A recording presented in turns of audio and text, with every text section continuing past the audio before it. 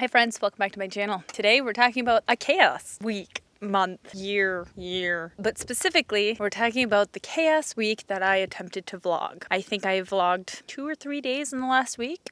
Hi friends, welcome back to my channel. My name is Liz, and today we're gonna just have a chaos vlog, and that's what today is. Life's chaos, and I'm gonna take you with on my chaos. I accomplished a little bit on a lot of different things. I'm not really sure what constitutes being productive, getting a lot done on 1 or 2 things, or getting a little bit done on a lot of things, but I did the latter, and I would say that I was pretty successful in my week amidst all the chaos. But let's see here, what did I accomplish? I would say I'm about 2/3.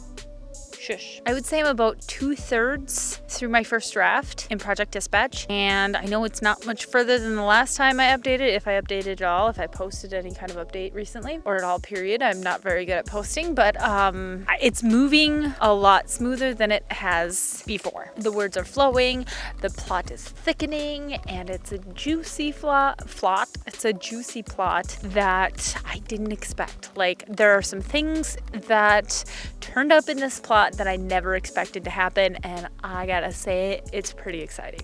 There's a spider on my desk. Hey buddy, you're not allowed in the house. Spiders are outside guests only. Hey, you're lucky you're small. Today is Tuesday, August 24th?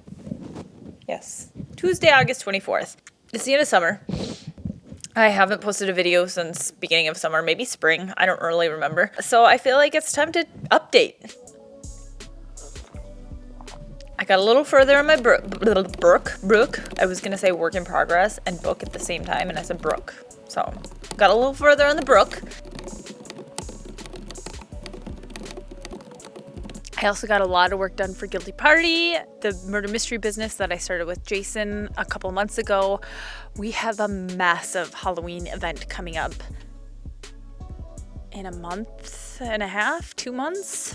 What is today? Is today September 1st? August 31st? The party is the end of October, and so we have less than 2 months. We got a lot done, but it's the first murder mystery that we are writing ourselves instead of purchasing third party, which means for something that size, it's a bit complicated for our first one, but we made progress.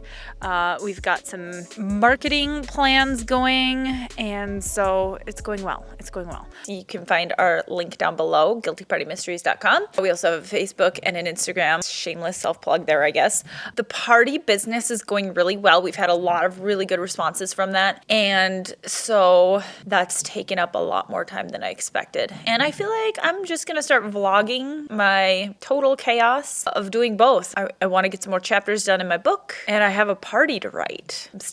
We're starting to write our own parties, so writer Liz has some work to do. I've read a few different books on how to write your own murder mystery. I've got a general idea, but it's time to start writing them. That's what I got going on. I'm just trying to fit in writing Project Dispatch whenever I have a free moment, which I haven't been making enough time for that, and I feel guilty about that. And I know this is my time, I can do whatever I want with it, but I do feel guilty that I haven't given as much attention to Project Dispatch as I really would like to be, because I'm ready for that book. Also, I have another plot bunny bouncing around in my head that I'm just trying to keep at bay, but she wants to be free. Let's do some writing.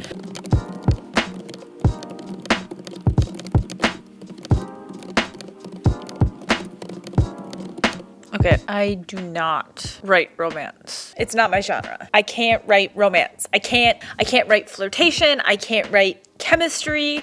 It's just, I am incapable of writing those things. Jason has teased me before because I don't even know how to flirt with my own husband. I don't. And I thought I was perfectly safe writing a dark, gritty thriller that has nothing to do with romance, and then there's this romantic subplot that I have to put in. It's a big part of this story, and it's a big part of Audrey's development. So she needs to have this romantic interest, and it needs to be more important than I thought. I thought it was just gonna be a little bit of flirtation and that kind of stuff in the beginning, and it turns out that it's way more important to the story than I initially intended it for it to be, and now I don't know how to put it in there. Can I just write this whole book and leave out those romance scenes and let somebody somebody else ghostwrite those for me, because can an editor even work with what I have here? There's nothing. There's no chemistry. There's no flirtation. I don't know how to write attraction. I don't know how to write adoration. I can write platonic friendships. Like, that's something I've got.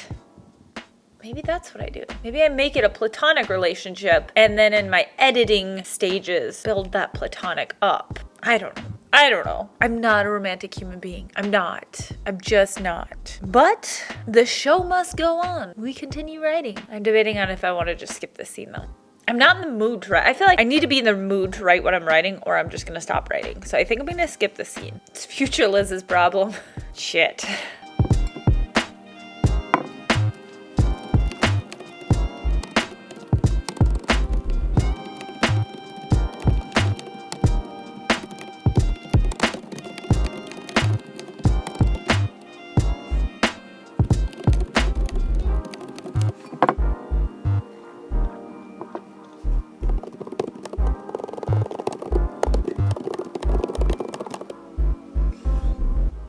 I think I found a good point to end here.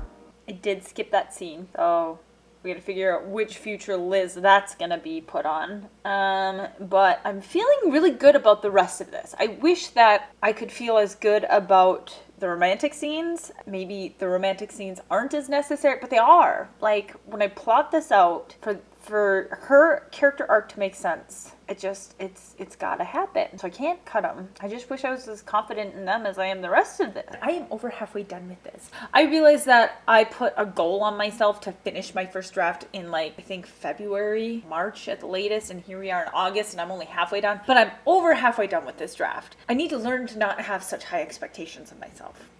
That's one thing. I'm still very happy with being where I'm at in this. I gotta pause now, though, because we gotta get going on some murder mystery stuff. I gotta get working on writing these stories. I'm gonna be writing some stories for my murder mystery party. This Halloween one is a really fun, spooky one. I can't give anything away because I don't know who's gonna be watching this, and I can't have spoilers. But there's a massive twist as soon as you show up to this party, and I'm so excited about that. And then I gotta work on some Christmas ones, because Christmas is around the corner, so we're gonna have some fun, holly jolly, deadly murders. I don't know yet. I've got a couple of ideas for those.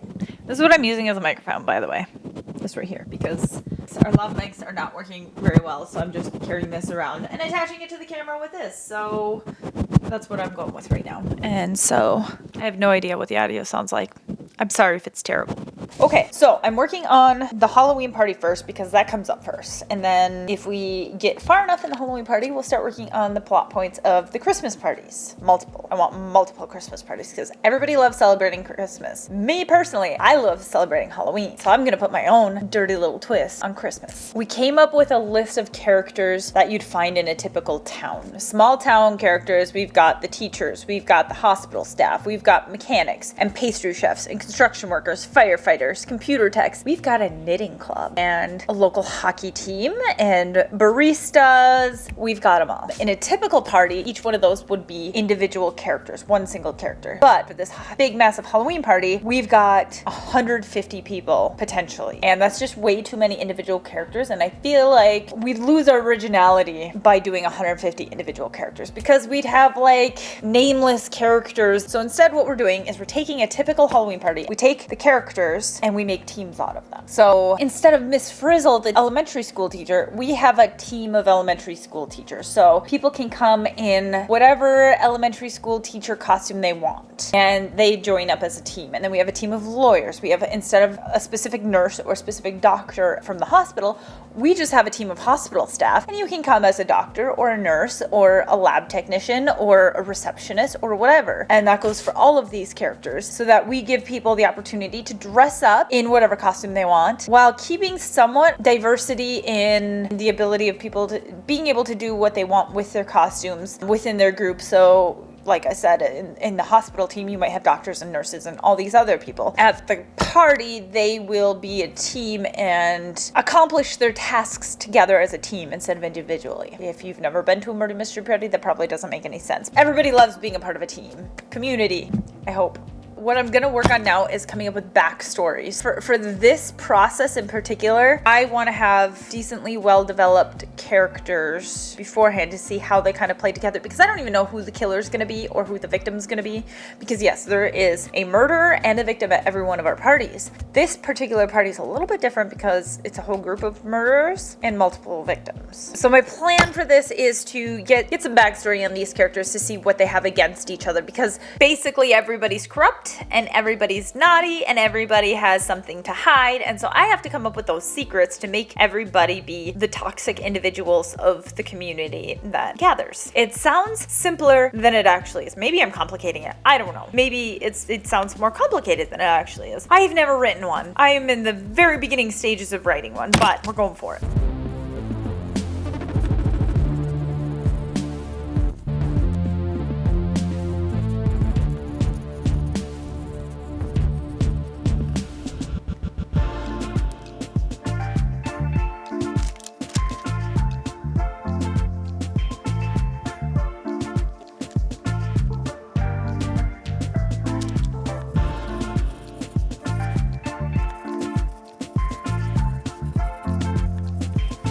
Let's see here, what else did I do?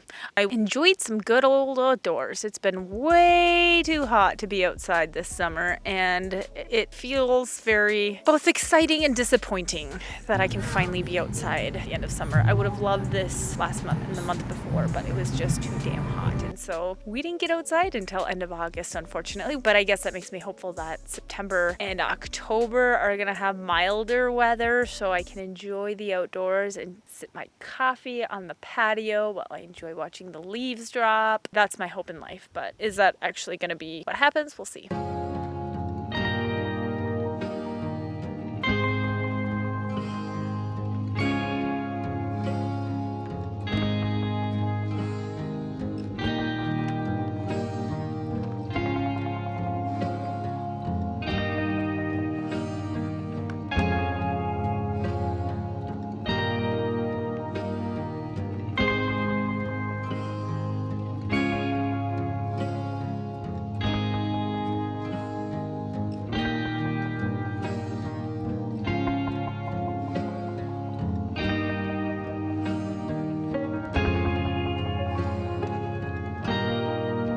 I thought this natural lighting would be like really nice because I wouldn't have to bring in like my ring light or anything, but I see in like what's that little screen? I always forget what it's called. Viewfinder, whatever. I'm pretty washed out, so have fun with that. So I think I'm going to wrap it up here. I would say it was a very successful week. I am getting back into some sort of a routine after, you know, the chaos of starting a business and figuring out how the business is going to work and how it flows alongside of personal lives and work lives and writing lives and reading lives. But all in all, it was good. It was successful. I'm happy. I hope you're happy. How's your writing going? I feel like I've fallen off the face of the earth when it comes to social media, at least my social media that I used to be fairly active on, because I'm now very active on my other social media for my business, and I want to get back to friends. So friends, how are you? How's your writing? Give me updates. I want to know what's going on. I want to know how you're doing and how excited you are about the project you're working on. Okay, that's all I have. Have a wonderful day. See you next time.